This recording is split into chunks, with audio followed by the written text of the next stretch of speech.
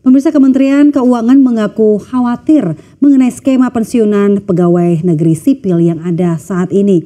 Pasalnya akan menambah beban anggaran pendapatan dan belanja negara.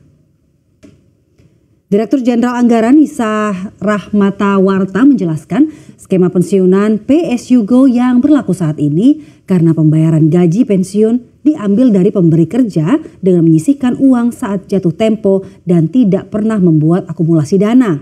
Artinya, pemberi kerja dalam hal ini pemerintah menjanjikan manfaat pensiun dalam suatu formula sejak awal sehingga semua dana dianggarkan penuh oleh pemerintah dengan formula yang sudah ditentukan. Pembayaran manfaat pensiun oleh APBN ini untuk pensiunan pusat maupun daerah, termasuk janda, duda, dan anak-anak yang masih sekolah.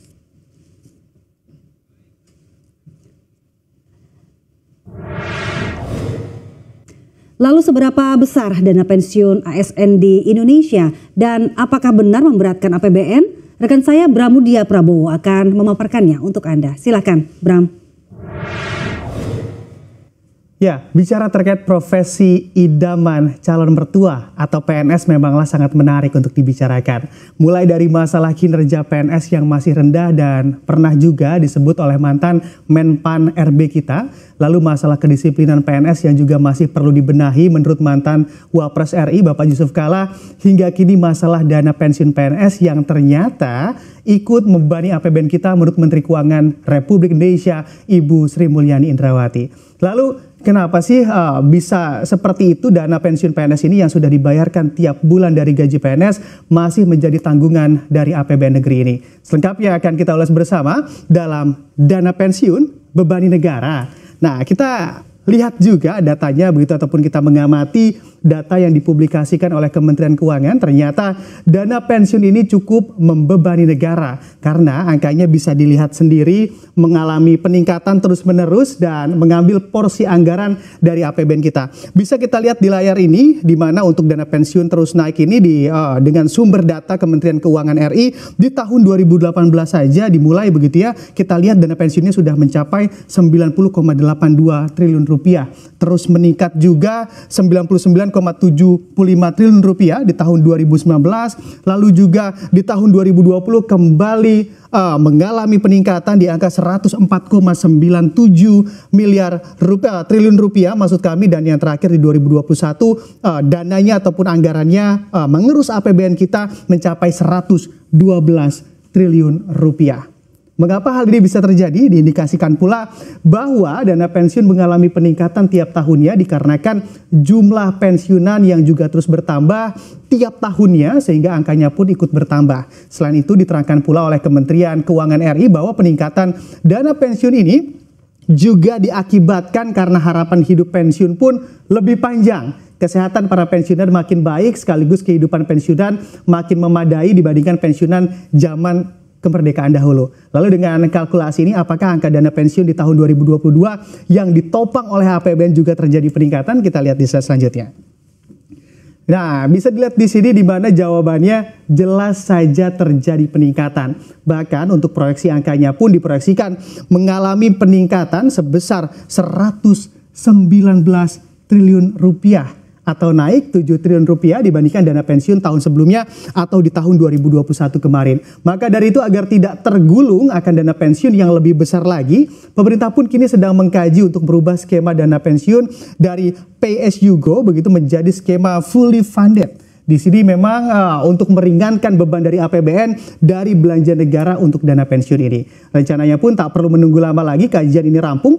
Bahkan direncanakan juga diproyeksikan skema baru untuk dana pensiun ini sudah mulai diberlakukan oleh pemerintah mulai tahun depan. Lalu sampai-sampai harus ganti skema dana pensiun, sebetulnya hitung-hitungannya gimana sih sampai-sampai dana dari pensiun ini juga ikut membebani APBN kita? Kita lihat di slide selanjutnya.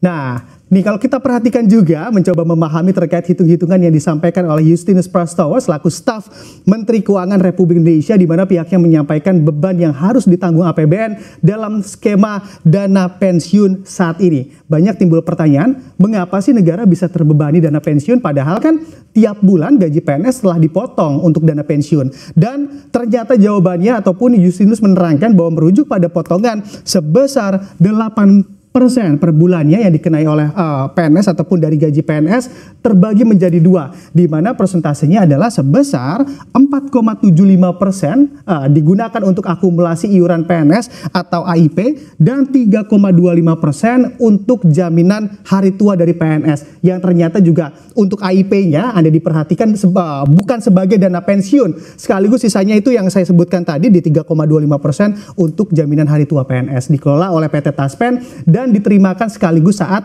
PNS telah mencapai usia pensiunnya. Nah, dari sinilah awal mula penghitungan yang mana negara juga menjadi ataupun harus mengeluarkan APBN untuk menopang dana dari PNS ratusan triliun rupiah bahkan tiap tahunnya. Apalagi hingga saat ini pun dana pensiun dari PNS ini baik di pusat maupun di daerah ternyata juga masih menggunakan dana dari APBN yang ikut menopang dengan nilai yang cukup besar yang tadi Anda saksikan ratusan triliun rupiah ini. Maka dari itu beberapa waktu ini juga ada selentingan begitu ya negatif pada DPR RI yang mana ikut disinggung perkara dana pensiunnya yang juga di cover oleh negara hingga ajal menjemput. Sebesar apakah dana pensiun para wakil rakyat kita DPR RI ini? Kita lihat di slide selanjutnya.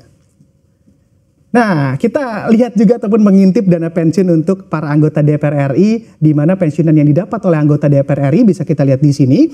Untuk anggota DPR merangkap ketua, nah ini berarti ketua komisi, yaitu angka pensiunnya di angka 3,2 juta. Lalu untuk anggota DPR merangkap wakil ketua di angka 2,77 juta. Lalu anggota DPR yang tidak ada rangkap jabatan menerima tiap bulannya andai pensiun di 2,52 juta. Hingga akhir hayatnya ataupun hingga menutup mata. Dari angka-angka ini menurut Anda wajar atau tidak sih begitu dana pensiun diberikan kepada anggota DPR RI kita yang masa jabatannya saja hanya 5 tahun. Tapi dapat pensiun hingga menutup mata atau meninggal dunia.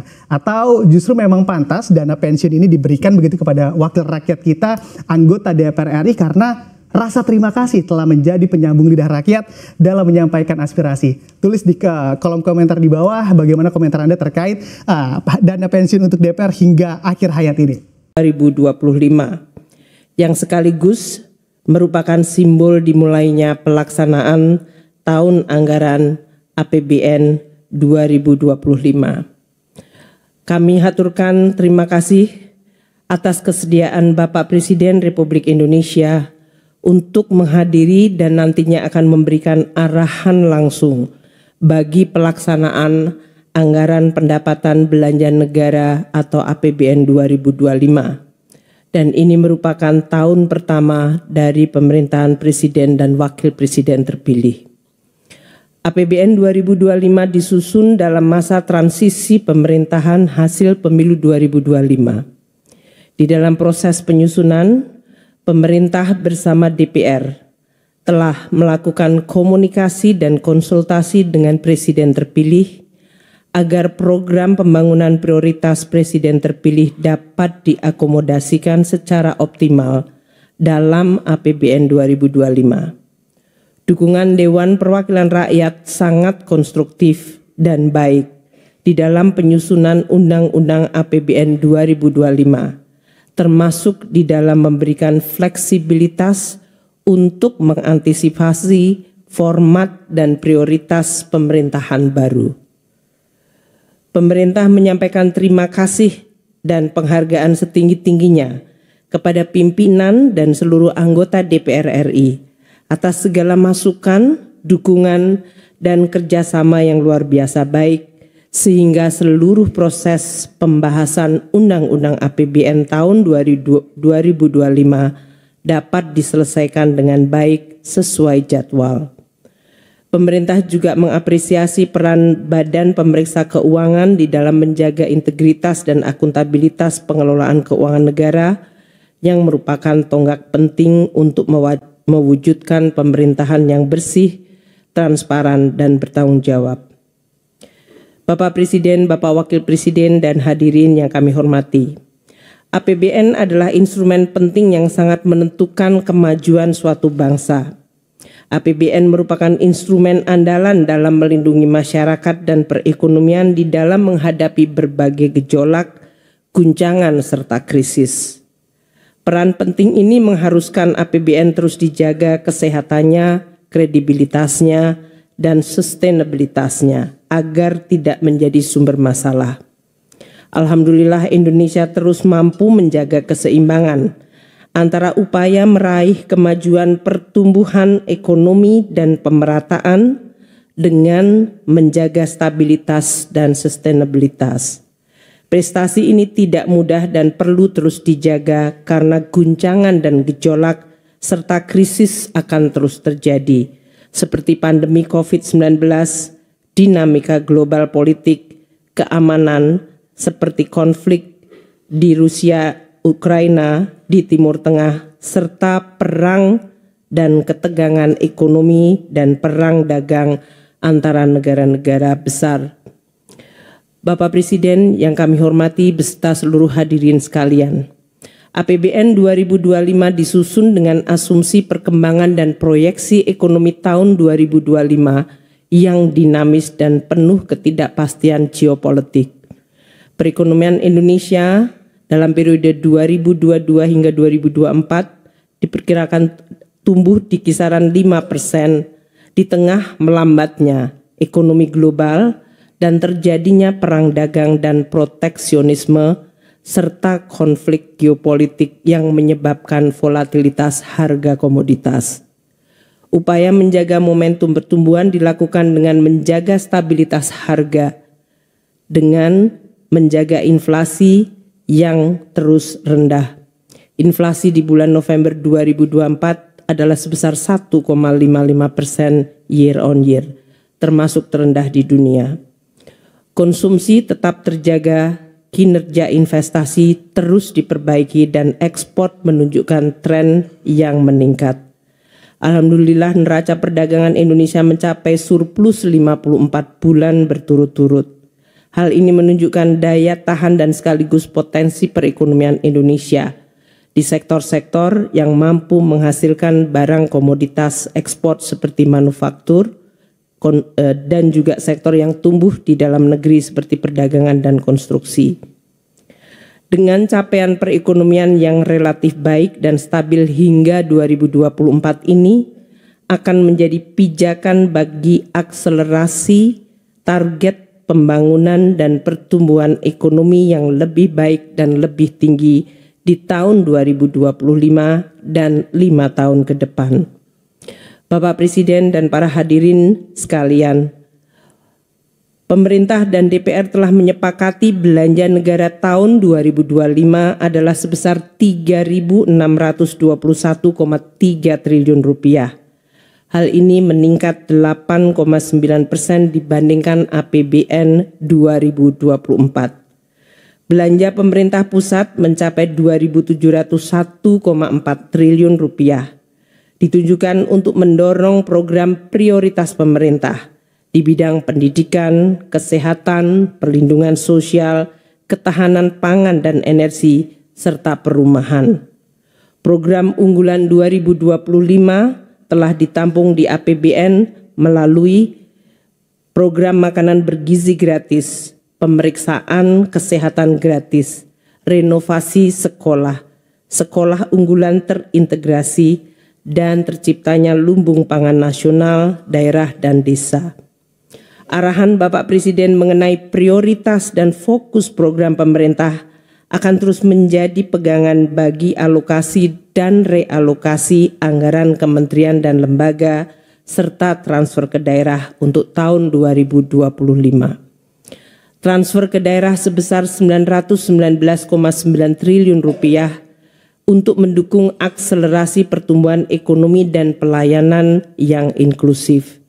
Instruksi Presiden mengenai pentingnya keselarasan belanja pusat dan daerah dan efektivitas serta efisiensi belanja daerah menjadi pegangan bagi Kementerian Keuangan dan Kementerian Dalam Negeri serta kementerian lembaga terkait mengenai arah kebijakan belanja daerah.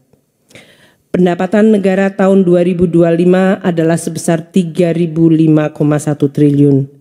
Akan diperoleh melalui upaya pengumpulan sumber penerimaan negara dari pajak, bea cukai, dan penerimaan negara bukan pajak secara maksimal.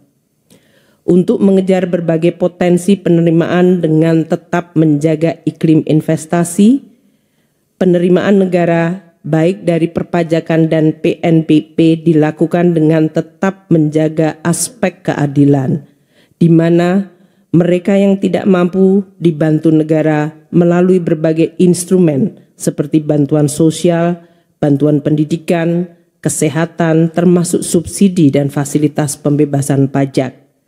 Bagi kelompok yang mampu dan menikmati hasil pembangunan, diminta bergotong royong untuk memenuhi kewajiban secara patuh dan jujur untuk terus membangun dan memajukan Indonesia. Reformasi di bidang perpajakan termasuk penerapan teknologi informasi dan digital untuk perbaikan layanan dan sekaligus menciptakan dan melindungi basis pajak yang kuat dan meningkatkan kepatuhan wajib pajak, terutama dari ancaman praktek penghindaran pajak dan persaingan pajak global yang semakin tinggi akan terus dilakukan. PNBP akan terus digali dengan tetap menjaga layanan publik yang berkualitas, serta terus mendorong hilirisasi untuk memenuhi keadilan antar generasi. APBN 2025 dirancang dengan defisit sebesar 616,2 triliun rupiah atau 2,53% dari PDB. Hal ini akan dikelola secara hati-hati dengan strategi pembiayaan yang terukur, efisien, termasuk pemanfaatan dan pengelolaan cash buffer dan fungsi treasury yang makin dinamis sesuai perkembangan sektor keuangan. Bapak Presiden yang kami hormati, pada kesempatan hari ini telah hadir seluruh kementerian negara dan lembaga yang akan menerima secara simbolis DIPA elektronik dari Bapak Presiden Republik Indonesia. Dapat kami laporkan bahwa penyusunan DIPA telah melalui proses digitalisasi dari mulai perencanaan penganggaran termasuk penandatanganan DIPA secara elektronik yang berhasil menyederhanakan proses pengesahan DIPA dari semula 12 tahap menjadi 4 tahap dengan menggunakan aplikasi Sakti.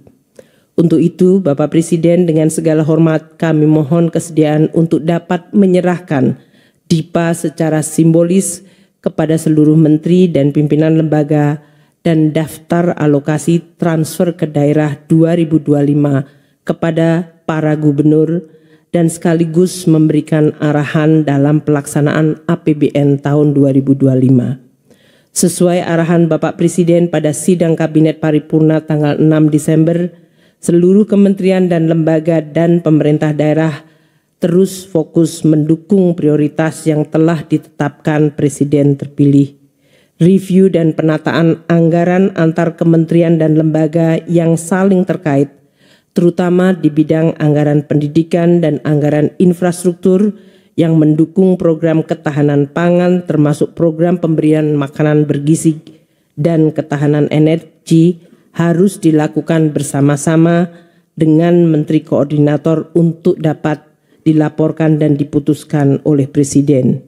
Sebagai penutup, kami mengharapkan agar DIPA, kementerian lembaga dan daftar alokasi transfer ke daerah tahun 2025 dapat segera diselesaikan dan dilaksanakan sehingga pada awal tahun masyarakat dan perekonomian dapat langsung merasakan manfaatnya secara maksimal. Demikian kami sampaikan laporan, semoga Allah Subhanahu wa taala Tuhan yang Maha Esa senantiasa memberikan petunjuk dan perlindungan kepada kita semua. Wassalamualaikum warahmatullahi wabarakatuh.